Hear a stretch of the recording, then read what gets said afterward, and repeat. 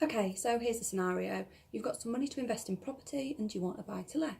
So you've spent your Sunday afternoon on Rightmove looking for properties that you might be interested in. You've maybe gone to view one or two with a sales agent and you think you've found the ideal property.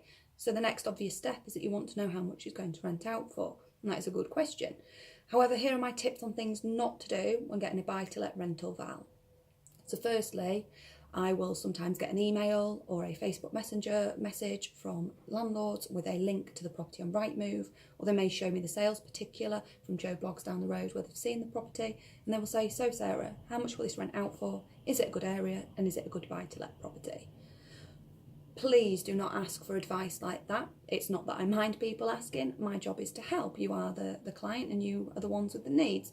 However, I can't do due diligence giving you that information without knowing a little bit more. So my first step is don't email for advice and don't walk into an agent and ask for advice.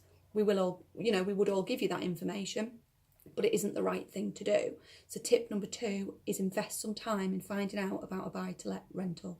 You're going to spend a lot of money on a property, and I think maybe spending an hour and a half with somebody isn't a lot of time for that long-term investment. In that hour and a half, I would ask you to fill out a workbook and we would look at why you're buying the property in the first place. Are you going to live in it one day? Is it for the children? Is it capital versus cash flow? What's your ideal sort of tenant? Because that property has to attract your ideal tenant, otherwise there's no point in you buying it. So that would be another tip. Invest some time in getting the valuation. Tip number 3 is don't always go for the highest valuation.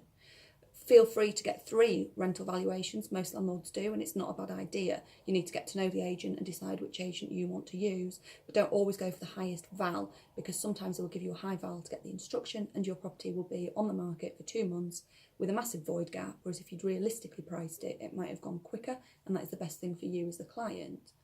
Another tip, don't always necessarily get a rental val from the agent that is selling the property to you. I'm not saying that the rental val wouldn't be accurate and that they're not doing their job properly, but at the current time their client is the vendor, so always get an independent advice from somebody else that isn't necessarily selling the property. And my final tip is don't always consider the rental val to be the most important part of the property. Yes, you want to get a good return on your investment, and a 6% yield in Harrogate is about right, but it's not always the most important thing. Is it going to attract a good quality of tenant? Is it in an area that's suffered with Japanese knotweed, flooding, sinkholes? There are other things to consider as opposed to just the rental val. I hope this has been helpful. If you would like any more advice or help, the website is www.homesforharrogate.co.uk and my email address is sarah@homesforharrogate.co.uk, and I hope you find your perfect buy-to-let property. Thank you.